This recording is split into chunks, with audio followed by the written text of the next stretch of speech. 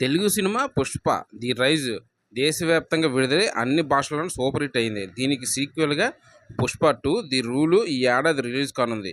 ఈ సినిమాకి ఏకంగా 500 కోట్లు బడ్జెట్ పెట్టారు.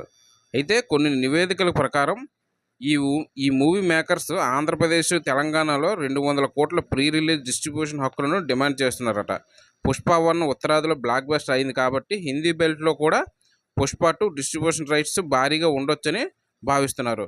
ఇండియా టుడే 2023 రిపోర్ట్ ప్రకారం ఈ సినిమా ప్రీ రిలీజ్ బిజినెస్ ఇప్పటికే 1000 కోట్లు దాటిందని ట్రేడ్ వర్గాలు చెబుతున్నాయి. ఈ లెక్కలే నిజమైతే పఠాన్, గదర్ 2, యానిమల్ వంటి బ్లాక్ బస్టర్స్ ప్రపంచవ్యాప్తంగా సాధించిన నెట్ కలెక్షన్స్ కంటే 'పుష్ప 2' ప్రీ రిలీజ్ బిజినెస్ ఎక్కువ కావడం విశేషం. అల్లు అర్జున్, రష్మిక మందన్న, ఫహద్ ఫాసిల్ తదితరులు నటించిన 'పుష్ప 2' సినిమాకు సుకుమార్ డైరెక్టర్. ఇందులో అల్లు అర్జున్ స్మగ్లర్ పుష్పరాజ్గా నటిస్తున్నారు అనే సంగతి మనందరికీ తెలిసిందే.